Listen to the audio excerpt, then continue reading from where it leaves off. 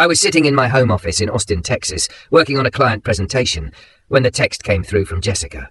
We'd been together for almost 3 years, and at 29 I thought I knew her patterns pretty well. She was 26 and had this habit of creating drama whenever she felt like she wasn't getting enough attention. The text read, "I've been thinking a lot lately. Maybe we're not right for each other.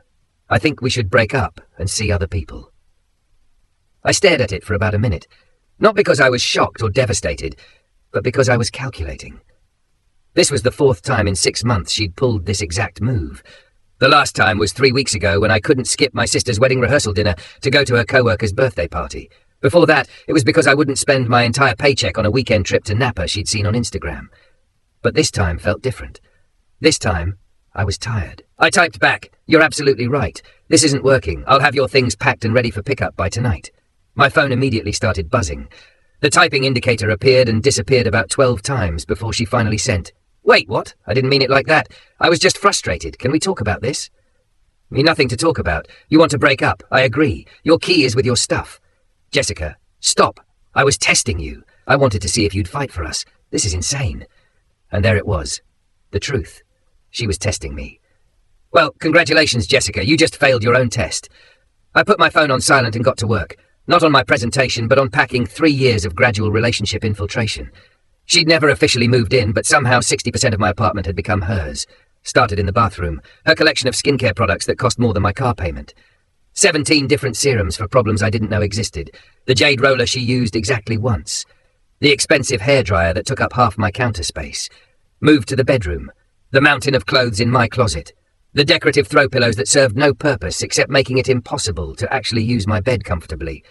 The vision board she'd made and hung above my dresser without asking. The candles that smelled like summer rain and possibility. That gave me headaches. Living room was next. Her succulent collection that I'd been secretly keeping alive for months because she always forgot to water them. The coffee table books about places she'd never been but thought made her look cultured. The blanket that looked great in photos but felt like burlap against your skin. Kitchen was the finale. Her kombucha starter that smelled like feet. The specialty tea collection she'd ordered and never opened. The expensive blender for smoothies she made exactly 3 times before deciding smoothies were too much work. The set of crystal wine glasses for the wine she only drank when posting Instagram stories about Self-Care Sunday. 2.5 hours later, I had everything packed in 7 boxes and 4 garbage bags, everything neatly labelled and stacked by my front door. I took a photo and sent it to her. Me. "Everything's ready. You have until 9 p.m. to pick it up, or it's going to charity." My phone had been on silent, but when I checked, there were 73 missed calls and a notification that my voicemail box was full. The text messages were a novel-length dissertation on my character flaws and psychological problems. "You can't just throw away 3 years. I live here. This is my home too. I'm driving over right now and we're going to talk like adults. You're being cruel and heartless." I never actually wanted to break up. It was a test. 20 minutes later, her white BMW came screeching into my apartment complex parking lot. She was out of the car before it fully stopped, mascara already streaming down her face, marching toward my door like she was leading a revolution. The banging started immediately. "Tyler, open this door right now! This is ridiculous!" I watched through my Ring doorbell camera as she alternated between pounding on the door and frantically texting me. "Your stuff is by the door," I said through the intercom. "Please take it and go. I'm not leaving until we talk about this like mature adults." "Jessica, you broke up with me. I respected your decision. There's nothing to discuss. It was a test. I was seeing if you really loved me. And I was seeing if you meant what you said. Turns out we both got our answers." She grabbed the nearest box and hurled it at my door. It exploded on impact, sending her jewelry and makeup flying across my doorstep. "Real mature, Jessica." Then she sat down on my steps and called for backup. I could hear the conversation through her speakerphone. "Mom, he's throwing me out over nothing. What happened, sweetie? I maybe suggested we should break up, but I was kidding. He knew I was kidding." The pause on the other end was deafening. "Jessica Marie, tell me you did not play that game with that boy." "It wasn't a game. I was testing our relationship." "That is a game. A stupid, manipulative game. How many times have I told you not to threaten to leave someone unless you mean it?" Even through the phone, I could hear her mum's disappointment. That was satisfying. But Jessica wasn't ready to accept defeat. She spent the next hour sitting on my steps, crying dramatically and texting everyone in her contacts to come witness my emotional abuse. The responses weren't what she expected. Her best friend Megan showed up first. "Jess, what the hell did you do?" "Nothing. I just suggested we needed some space and he completely overreacted." "You broke up with him and he agreed. What did you expect?" I expected him to fight for me. Megan looked at the boxes scattered around my doorstep, then at Jessica's tear-streaked face, then shook her head. Girl, you tested him and he failed your test by respecting your decision? Make it make sense. You don't understand. This is how you know if someone really loves you. No, this is how you lose someone who really loves you. Megan helped her load the boxes into her car and left. Jessica sat in her car for another hour, alternating between sobbing and angrily texting me. Eventually, she drove away. But that was just day one of what I later learned to call the Jessica extinction event. Update 1. The escalation, 1 week later. The next 7 days were a masterclass in manipulation tactics that would make psychology textbooks weep. Jessica went through all 5 stages of grief simultaneously while adding her own special flair of entitlement. Day 2. The I'm pregnant gambit. Got a text at 2:47 a.m. We need to talk. I'm late. Me. Late for what? Jessica. My period. I might be pregnant. I had to give her credit for creativity, but we hadn't been intimate in over a month because she'd been too emotionally drained from my negative energy to be physical. Me. Take a test. Let me know the results. If positive, we'll discuss through lawyers. You're just going to abandon me and your child? You broke up with me, remember? We're not together. If there's a child, I'll handle my responsibilities legally. Radio silence for 6 hours then. False alarm. My cycle was just off from stress. The stress you caused. Convenient. Day 3. The social media blitz. Jessica posted a crying selfie on Instagram with the caption, "When you give someone 3 years of your life and they throw you away over a misunderstanding. Heartbroken. Men are trash. Testing relationships." The comment section was exactly what you'd expect. Queen, you deserve so much better. His loss, babe. You're too good for him. All men are garbage. You're better off. But then our mutual friend David commented, "Didn't you text him breaking up with him, though?" Jessica deleted the entire post within 20 minutes. Day 4. The workplace harassment. She called my office pretending to be from my doctor's office about urgent test results. When they transferred her to my cell, I recognized her voice immediately. Jessica, impersonating medical personnel is illegal. I just needed to hear your voice. I miss you so much. This is harassment. Any further contact goes through lawyers. You can't threaten me. I know things about you. Like what? Your Netflix password is still your ex-girlfriend's dog's name. The password I changed 2 years ago? That was her big revelation? I hung up and immediately called my office to flag any calls from her number. Day 5. The gym incident. This was the peak of her desperation. I was at my usual 6 a.m. workout when I noticed commotion at the front desk. Jessica was there, pointing at me and talking animatedly to the staff. "Sir, this woman claims she's your girlfriend and lost her keycard. Ex-girlfriend, we broke up last week. She's not authorized to be here." Jessica marched over to where I was doing chest presses. "Tyler, stop being childish. We need to talk." "Ma'am, you need to leave," the gym manager intervened. "I have a membership here." "That was cancelled when we broke up," I informed her. "I was paying for it." Security was called. Jessica was escorted out while screaming about how I was sabotaging her fitness journey. The woman hadn't set foot in a gym the entire 3 years we were together. Day 6. The friend intervention. Jessica's roommate Brittany called me. "Tyler, you need to take Jessica back." Why would I do that? She's been crying non-stop for a week. She's not eating. She's not sleeping. She's making everyone miserable. Sounds like she's dealing with the consequences of her choices. It was just a test. Everyone tests their relationships. No, Brittany. Healthy people don't test their relationships by threatening to end them. She's threatening to do something dramatic if you don't call her back. Like what? She bought a plane ticket to see her ex-boyfriend in Denver. Cool. Hope they're happy together. You're heartless. I'm single by her choice. The ex-boyfriend threat was pure manipulation. She wanted me to panic, to beg her not to go, to fight for her. Instead, I blocked her number and went about my day. Day 7. The life coach. This was where things got truly bizarre. Jessica hired someone she'd met on TikTok who called herself a relationship manifestation coach to help her realign our energy. This coach, who went by Sage, real name Susan from accounting, actually contacted me on LinkedIn. "Hi, I'm working with your soul-tied partner to clear the negative energy blocks preventing your reunion. Would you be open to a healing conversation about forgiveness and divine timing?" I replied, "No, please don't contact me again. Resistance to healing only creates more trauma. Jessica is ready to forgive you for reacting from a place of fear." Jessica broke up with me. I agreed. There's nothing to heal or forgive. The universe is asking you to be open to love. Me, the universe can submit a request through my attorney. I blocked Sage and made a mental note to change my LinkedIn privacy settings. Update 2, the restraining order. 3 weeks later. Jessica's campaign of persistence escalated when her initial tactics failed to produce the dramatic reunion she'd scripted in her head. She'd apparently been watching too many romantic comedies and expected me to show up with a boombox and a speech about how I couldn't live without her. Instead, I was living my best life, working out regularly without worrying about someone showing up uninvited, Eating food I actually liked instead of whatever was Instagram-worthy. Sleeping peacefully without decorative pillows stabbing me in the neck. But Jessica wasn't ready to accept this new reality. Week 3. The stalking begins. She started coincidentally showing up everywhere I went. Coffee shop near my office? Jessica would be there with her laptop, pretending to work while staring at me over her oat milk latte. Grocery store? Jessica in aisle 3, bumping into me by the pasta sauce. What a crazy coincidence, she'd say each time, as if Austin was a small town instead of a major city.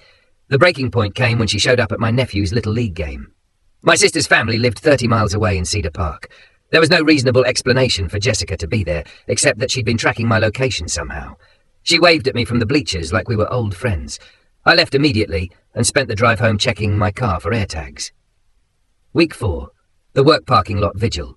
Jessica escalated to camping out in my office parking lot during lunch breaks. She'd sit in her car with a handmade sign that said, "I'm sorry one day, let's talk the next, and I love you after that." My co-workers noticed, HR noticed, security definitely noticed. "Tyler, we need to discuss the woman who's been sitting in our parking lot," my manager said during our weekly check-in. Ex-girlfriend. We broke up a month ago. She's having trouble accepting it. Is this going to become a security issue? I'm handling it. But I wasn't handling it. I was ignoring it and hoping it would go away. That strategy ended when Jessica upgraded her parking lot presence to include a megaphone. "Tyler Matthews, I know you can hear me! I'm not leaving until we talk!" Security called the police. Jessica got a warning. I finally accepted that this wasn't going to stop on its own.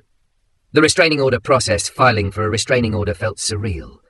3 months earlier, this woman had been picking out paint colours for my bathroom. Now I was sitting in a courthouse explaining to a judge why I needed legal protection from her. The evidence was overwhelming. Screenshots of hundreds of texts and missed calls, Ring doorbell footage of her throwing my belongings, security camera footage from my gym and office, witness statements from Brittany, Megan, and several co-workers. The judge reviewed everything with the expression of someone who'd seen this story too many times. "Son, did she break up with you via text message?" "Yes, Your Honour." "And you agreed to the breakup?" "Yes, Your Honour." "Ma'am," he addressed Jessica, who'd shown up with a folder of printed Instagram posts and text messages, "you initiated the breakup." He accepted. Everything that happened after that is harassment. Do you understand? Jessica tried to explain about relationship testing and how she was helping us both grow emotionally. The judge was not impressed. "Ma'am, manipulation is not communication. Threatening to leave someone to test their love is emotional abuse. This restraining order is granted." Jessica had to stay 500 feet away from me, my home, my workplace, and my gym. She was also prohibited from contacting me directly or through third parties. But even court orders couldn't cure Jessica's main character syndrome. Update 3. Violation and vindication. 2 months later. The restraining order was supposed to be the end of this saga. Jessica was legally required to stay away from me and move on with her life. But she'd spent so long being the star of her own dramatic production that she couldn't accept the show was cancelled. Week 6. Testing the boundaries. Jessica immediately started looking for loopholes in the restraining order, like she was studying for the bar exam. She couldn't contact me directly, so she sent messages through mutual friends who promptly screenshot them and sent them to me anyway. Through David. "Tell Tyler I'm getting therapy and working on myself. I understand why he was scared of real love, but I forgive him." Through Megan. "I'm keeping Tyler in my prayers. When he's ready to be vulnerable again, I'll be here." Through her co-worker who barely knew me. "Jessica wanted me to tell you that she's dating someone new, but she'll always love you. Also, can you Venmo her $200 for the deposit she paid on your vacation rental last year?" "What vacation rental?" "We never booked any vacation together. I'd refused to spend $300 a night on a cabin she'd found on Pinterest, which had led to a 3-day silent treatment. I forwarded all these messages to my attorney, who sent cease and desist letters to anyone carrying Jessica's messages. Week 8. The social media detective work. Jessica started creating fake Instagram and Facebook accounts to keep tabs on my activity. The profiles were obviously her. Austin Girl, 2024, using stock photos but commenting with Jessica's very specific vocabulary and emoji patterns. She'd like old photos from 2 years ago, comment on my friends' posts asking about me, and send friend requests to my family members. My sister called me after Jessica's fake account tried to slide into her DMs. "Tyler, your ex-girlfriend is pretending to be someone named Yoga Lover ATX and asking me about your dating life." Just block and report it. There are 4 different accounts. How many fake profiles does one person need? Instagram's algorithm must have figured out it was the same person, because all 4 accounts got suspended within a week.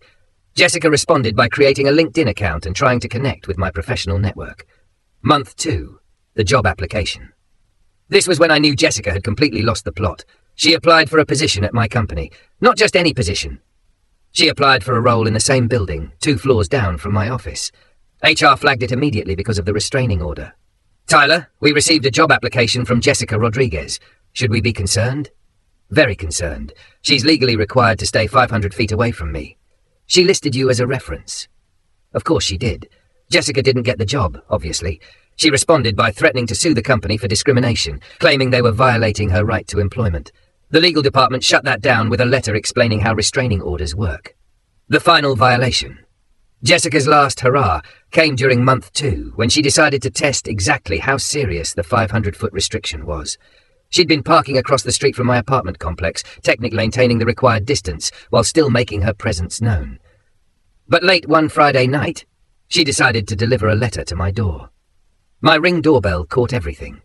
Jessica tiptoeing up my stairs at 11:47 p.m, sliding an envelope under my door, then running back to her car. The envelope contained a 4-page handwritten letter about divine timing and twin flame connections that read like she'd been hitting the spiritual self-help section hard. I called the police immediately. They arrested her for violating the restraining order. She spent the weekend in county jail. Monday morning, she appeared before the same judge who'd granted the original order. Ma'am, what part of stay 500 feet away was confusing? Jessica tried to explain that she was delivering closure for both of us, that the universe had told her it was time to heal our connection, and that she was performing an act of love. The judge extended the restraining order to 2 years and added 40 hours of community service plus mandatory counselling. Update 4. The aftermath and moving forward. 6 months later. 6 months after the "I think we should break up" text that started this whole odyssey, life had settled into a rhythm I'd forgotten was possible. No drama, no manipulation, no walking on eggshells wondering what would set off the next emotional explosion. Jessica's post-restraining order. Spiral through the mutual friend grapevine. Because Austin's dating scene is surprisingly small, I heard about Jessica's continued adventures in self-destruction.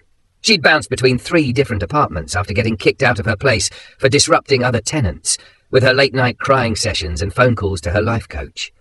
Her job at the marketing firm ended when she started taking personal calls during client meetings to discuss her trauma-healing journey. Apparently, telling potential clients that her ex-boyfriend had given her PTSD wasn't the brand image they were going for. She went through 2 more therapists before finding one who would validate her victim narrative. This therapist, who'd graduated from an unaccredited online program, encouraged Jessica to write me letters as part of her healing process. These letters were supposed to help her find closure, but somehow they all ended up being variations of, "When you're ready to apologize, I'll forgive you." My attorney kept copies of everything. The new boyfriend parade. Jessica's dating life became a revolving door of men who either had savior complexes or their own manipulation issues. She'd find guys on dating apps, tell them her ex-boyfriend had emotionally abandoned her, and wait for them to promise they'd never hurt her like I did. The relationships followed the same pattern every time. Week 1, love bombing. She'd post constant couple photos with captions about how real men fight for love and finally finding someone emotionally mature. Week 2, testing. She'd start her favourite game of threatening to break up over minor issues to see if they'd chase her. Week 3, chaos. The guy would either fail her test by agreeing to break up, like I did, or pass her test by begging, which would trigger her to escalate the games. Week 4, breakup. Either she'd dump them for not being emotionally available, or they'd dump her for being too much drama. She went through 6 different boyfriends in 4 months. Each breakup was blamed on men being intimidated by strong women, or not ready for real love. My new reality. While Jessica was cycling through relationships and therapists, I was rediscovering what it felt like to be in control of my own life. I redecorated my apartment with furniture I actually liked, instead of whatever looked good in photos. My bedroom had exactly 0 decorative pillows. My coffee table had books I was actually reading, not props for aesthetic photos. I started dating again, but casually. No pressure, no relationship tests, no walking on eggshells. It was refreshing to have conversations with women who didn't need constant validation or drama to feel loved. I got promoted at work, partly because I wasn't distracted by relationship chaos anymore. My performance reviews mentioned my improved focus and reliability. Turns out not having to manage someone else's emotional rollercoaster freed up a lot of mental energy. My gym routine got back on track without worrying about surprise visits or arguments about spending too much time working out. I hit new personal records in bench press and deadlift. Most importantly, I slept through the night without someone testing me via midnight text messages or picking fights about things that happened in their dreams. The grocery store encounter. The only direct interaction I had with Jessica's aftermath happened 3 months ago at HEB. I was picking up ingredients for dinner when I spotted her in the frozen food aisle, looking significantly different than the last time I'd seen her in court. She'd gained weight, cut her hair into an unflattering style, and was wearing the same yoga pants and oversized hoodie combination she used to wear during her depression episodes in our relationship. She saw me before I could change aisles. Tyler. Jessica. Awkward silence while we both pretended to be very interested in frozen pizza options. "I'm doing really well," she said without me asking. "I'm in therapy. I'm working on myself. I understand now why you reacted the way you did." "Good for you. My therapist says you probably felt overwhelmed by my emotional intelligence. Some men can't handle women who know how to communicate their needs." Even in therapy, she was rewriting history. I was overwhelmed by her emotional intelligence rather than tired of her manipulation games. "I hope therapy helps you," I said, grabbing my frozen vegetables and heading toward checkout. "Tyler, wait." She followed me toward the front of the store. "I want you to know I forgive you, for everything." I stopped walking and turned to face her. "Jessica, you broke up with me. I agreed. You spent months harassing me until a judge had to legally force you to leave me alone. There's nothing for you to forgive me for. I know you were scared of real intimacy. I wasn't scared of intimacy. I was tired of games. There's a difference. My therapist says, your therapist wasn't in our relationship. I was. I remember what actually happened." She stood there blinking like I'd spoken in a foreign language. After months of therapy designed to validate her victim narrative, hearing the actual truth was apparently jarring. "I hope you find what you're looking for," I said, "but it won't be with me." I walked away. She didn't follow. The real lesson. Looking back on the whole experience, the strangest part is how normal Jessica's behavior seemed while I was living through it. The constant drama, the emotional manipulation, the relationship tests, it all felt like typical relationship problems that required patience and understanding. It wasn't until I was out of it that I realized how exhausting it had been to constantly manage someone else's emotional instability while walking on eggshells to avoid triggering the next crisis. The text message breakup was actually a gift. It forced me to choose between enabling her manipulation by playing along with her games or respecting her stated decision and moving on with my life. I chose self-respect over drama, and it was the best decision I've made in years. Jessica taught me that when someone threatens to leave you to test your love, the correct response isn't to chase them. It's to respect their stated wishes and let them go. If they wanted to stay, they wouldn't threaten to leave. If they're testing you, they don't trust you. And if they don't trust you, they don't love you. They love the control they think they have over you. Current status. These days, I'm dating someone named Sarah, who I met through friends. She's a pediatric nurse who thinks relationship tests are childish and believes in direct communication. When she's upset about something, she says, "I'm upset about X. Can we talk about it?" Instead of threatening to break up and seeing if I'll chase her. Revolutionary concept, right? We've been together 4 months, and she's never once threatened to leave me to test my commitment. She's never created fake emergencies for attention. She's never demanded I choose between her and other important people in my life. She just likes me and trusts me and communicates like an adult. It's almost boring how healthy it is. I love every minute of it. As for Jessica, last I heard she was dating guy number 8 or 9 in her post-me rotation. This one's apparently different because he fights for their love by chasing her every time she threatens to leave him. She posts about their passionate, intense connection, while he posts about being exhausted but committed. I give it 3 months before she gets bored with someone who actually falls for her games and starts looking for someone new to test. Meanwhile, I'm testing nothing except new recipes and whether I can increase my deadlift by another 20 pounds. Both are going much better than any of Jessica's relationship tests ever did. The end. That's the whole story. She tested our relationship by threatening to end it. I called her bluff. She expected drama and grand gestures. Instead, she got packed boxes and a restraining order. My only regret? Not doing it sooner. Those 3 years could have been spent with someone who actually wanted to build something, instead of constantly testing whether it would break. To anyone dealing with similar relationship games, when someone threatens to leave you to test your love, let them. If they wanted to stay, they wouldn't threaten to go. Trust their words, respect their stated decisions, and save yourself years of walking on eggshells around someone who sees love as a power struggle instead of a partnership. Life's too short for relationship tests. Find someone who chooses you every day without needing proof that you'll chase them when they threaten to leave. Those decorative pillows really were uncomfortable as hell, by the way. Extended update. The ripple effects 1 year later. A full year has passed since the infamous breakup text, and the story has become something of a legend in our friend group. People literally use pulling a Jessica as shorthand for relationship manipulation tactics. But the aftermath has been more complex than I initially realized. Jessica's continued descent. Through various sources, Austin's social scene is interconnected in weird ways.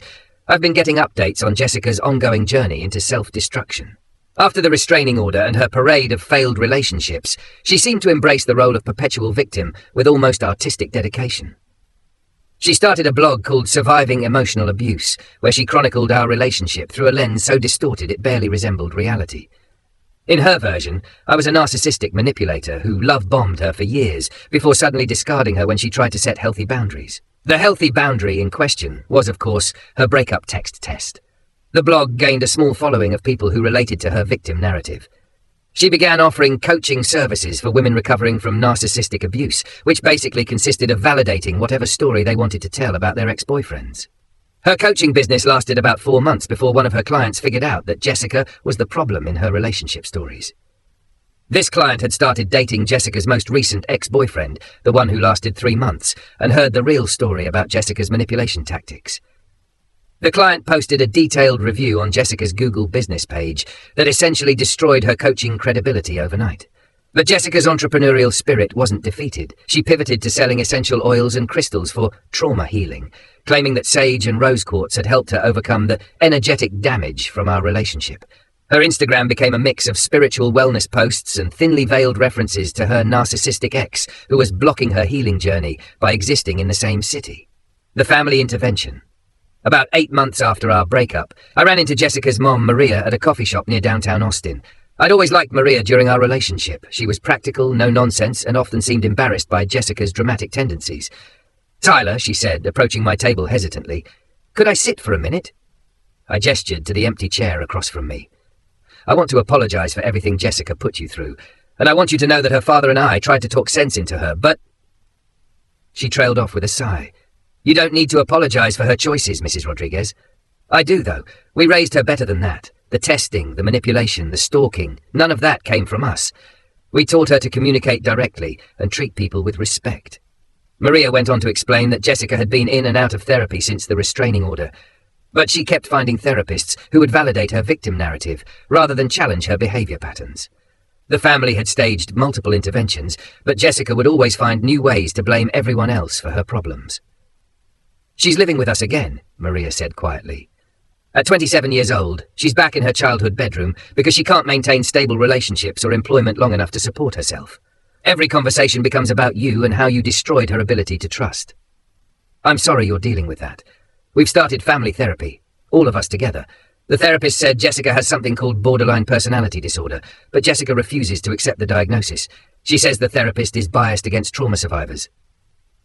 Maria's revelation explained a lot about Jessica's behavior patterns. The fear of abandonment that led to constant testing, the black and white thinking that made me either perfect or evil depending on her mood, the emotional instability that turned minor disagreements into relationship-ending crises. Is she getting help for it? She's supposed to be, but she doctor shops until she finds someone who agrees that her problems are everyone else's fault. She's been through 6 therapists in 8 months. Before leaving, Maria handed me a folded piece of paper. "She doesn't know I'm giving you this, but I think you should see it." The paper was a letter Jessica had written to me, but never sent. It was 12 pages of handwritten rambling about twin flames, soul connections, and how the universe was conspiring to bring us back together. The letter included a detailed plan for how I could make amends for my emotional abandonment, including public apologies, couples therapy, and a commitment ceremony to heal the karmic wounds I'd created. The letter was dated 3 days earlier. 10 months after our breakup, she was still planning our reunion. I thanked Maria for the warning and promised to contact my attorney if Jessica escalated her behavior again. The workplace situation. My promotion at work had come with a transfer to a new department, but Jessica's attempts to infiltrate my professional life didn't end with her failed job application.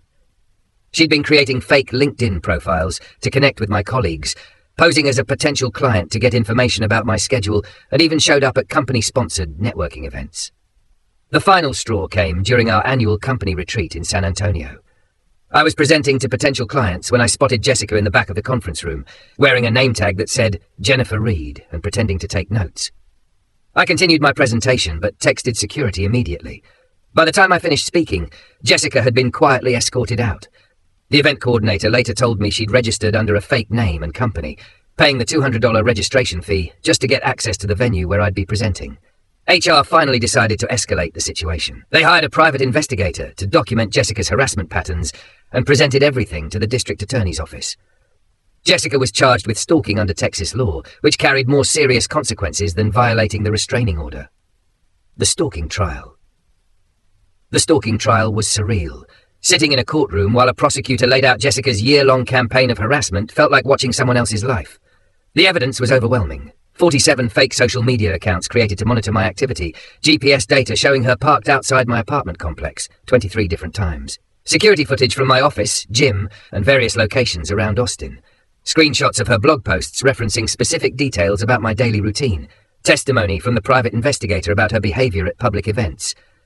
Jessica represented herself because she'd fired 3 different attorneys who wouldn't argue that her behavior was justified self-advocacy. She wore all white to court and carried a binder full of printouts about narcissistic abuse tactics that she tried to enter as evidence. Her defense strategy was essentially to put our entire relationship on trial. She wanted to call witnesses to testify about my emotional unavailability and present evidence of my abandonment patterns. The judge shut down most of her attempts, but not before she'd spent 2 hours reading from her diary about our relationship. "Your Honor, the defendant broke up with the victim," the prosecutor said during closing arguments. When he respected her decision, she spent a year trying to force him back into a relationship he didn't want. This isn't love, it's obsession. Jessica's closing argument was a 20-minute monologue about soulmates and karmic justice that left the entire courtroom confused. She ended by saying she forgave me for not being ready for real love, and hoped the court would see that she was the real victim. The jury deliberated for less than an hour, guilty on all charges. Jessica was sentenced to 18 months probation, 200 hours of community service, and mandatory psychological counseling with court-approved therapists. She was also required to surrender her passport and couldn't leave Travis County without permission. More importantly, the restraining order was extended to 5 years and included digital harassment provisions. Jessica couldn't create social media accounts to monitor me, couldn't use third parties to gather information about my life, and couldn't be within 1,000 feet of me at any time. The dating life evolution. While Jessica was cycling through therapists and court dates, my dating life had evolved into something I'd never experienced before: actual emotional maturity. After things got serious with Sarah, I told her the whole Jessica story. Not because I thought she needed to know, but because I wanted to be completely transparent about why I was sometimes hypervigilant about manipulation tactics. Sarah's response was perfect. "That sounds exhausting for everyone involved. I'm glad you're not dealing with that anymore. No drama, no jealousy, no insecurity about being compared to my crazy ex, just acknowledgement that I'd been through something difficult and support for moving forward." Sarah and I had been together for 8 months when she got a job offer in Denver. The old me, the one trained by 3 years of Jessica's abandonment tests, would have panicked. Was this a test? Was she trying to see if I'd beg her to stay? Was she giving me an ultimatum disguised as a career opportunity? Instead, Sarah handled it like a functional adult. "I got offered a position at Children's Hospital Colorado. It's an amazing opportunity, but I wanted to talk to you about it before making any decisions. How would you feel about long distance, or would you be interested in looking for opportunities in Denver?" Direct communication. No games, no tests, just an honest conversation about our options and what we both wanted. We decided I'd start looking for remote work options with my current company, and if that worked out, I'd move to Denver with her. If not, we'd try long distance for a while and see how it went. No ultimatums, no manipulation, no threats to break up to see if the other person would fight for the relationship. Revolutionary concept, treating your partner like an equal instead of an opponent in an emotional chess game. The Denver move. 6 months later, I was packing up my Austin apartment for a move to Denver. My company had approved a full remote work arrangement, and Sarah's new job was everything she'd hoped it would be. As I was loading boxes into the moving truck, I found myself thinking about Jessica's decorative pillows and vision boards, and all the aesthetic nonsense that had cluttered my life for 3 years. This time, I was packing things that actually mattered to me. Books I'd read, furniture I'd chosen, workout equipment I used regularly. Sarah helped me pack, and at no point did she suggest bringing decorative items that served no purpose except looking good in photos. Her contribution to our new shared space was practical: high-quality cookware, ergonomic office furniture, and plants that were actually meant to be kept alive rather than used as props. "Are you nervous about leaving Austin?" she asked as we loaded the last box. "Not really. Austin was never really home anyway. It was just where I happened to be living." "What makes somewhere feel like home to you?" I thought about it for a minute. Peace, I guess. Not having to walk on eggshells or manage someone else's emotions all the time. Being able to just exist without it being a performance. She smiled. "That sounds nice. It is nice. This is nice. And it was. Loading a moving truck with someone who didn't need constant reassurance or validation, who didn't turn every decision into a test of my commitment, who treated moving to a new city together as an adventure rather than an opportunity for drama. The Austin goodbye. Before leaving Austin, I had one final encounter with Jessica's aftermath. I was at a farewell dinner with friends when David mentioned he'd seen Jessica at a coffee shop downtown. She looked rough, he said carefully, like she hadn't been taking care of herself, and she was with some guy who looked miserable. New boyfriend, I asked. I guess. She was crying, and he was just sitting there staring at his phone. Classic Jessica drama, but the guy seemed completely checked out. Megan, who'd remained neutral throughout the Jessica saga, finally spoke up. I need to apologize to you, Tyler. When all this started, I thought you were being harsh. I figured she was just going through a rough patch and needed some patience. You weren't the only one. But I've watched her do the same thing to 4 different guys over the past year. The testing, the manipulation, the victim complex when they don't play along. I get it now. You weren't cruel. You were sane. I just got tired of playing games. The thing is, David added, she tells the same story about all of them. Every guy who doesn't chase her when she threatens to leave becomes a narcissistic abuser who couldn't handle a strong woman. She's incapable of accepting that her behavior is the problem. Carlos, who'd witnessed the original porch box throwing incident, raised his beer. To Tyler, for showing us all what it looks like when someone calls a manipulator's bluff. To healthy boundaries, I countered. To never having to deal with someone else's emotional terrorism again, Sarah added. We toasted to that. The Denver chapter, 18 months later. Living in Denver with Sarah has been everything Austin with Jessica wasn't. Quiet mornings without manufactured drama. Conversations about actual problems with actual solutions. Disagreements that get resolved through communication instead of emotional blackmail. Sarah and I have been together for over 2 years now, and she's never once threatened to leave me to test my commitment. When she's upset about something, she tells me what's wrong, and we figure out how to fix it together. When I'm stressed about work, she offers support instead of making it about her need for attention. We've talked about marriage, but not in the context of proving our love or reaching relationship milestones for social media validation. We talk about it as a practical and emotional partnership between 2 people who genuinely enjoy each other's company and want to build something together. No tests. No games. No manufactured crises to create artificial intimacy. Just 2 adults who choose each other every day without needing constant proof that the other person will chase them if they threaten to leave. The Jessica Intel network, I still get occasional updates about Jessica through the Austin social network. The reports have become increasingly sad. She's burned through her entire friend group by turning every social gathering into therapy sessions about her trauma and recovery journey. She's been evicted twice for disturbing other tenants with her late-night phone calls to crisis hotlines and life coaches. Her parents finally cut her off financially after she spent their money on a spiritual retreat in Sedona, where she was supposed to learn to channel her past life trauma. She came back claiming she'd discovered that I was her abuser in multiple past incarnations, and our relationship was part of her soul's journey to heal karmic wounds. She's working part-time at a crystal shop in East Austin, giving relationship advice to customers who buy healing stones.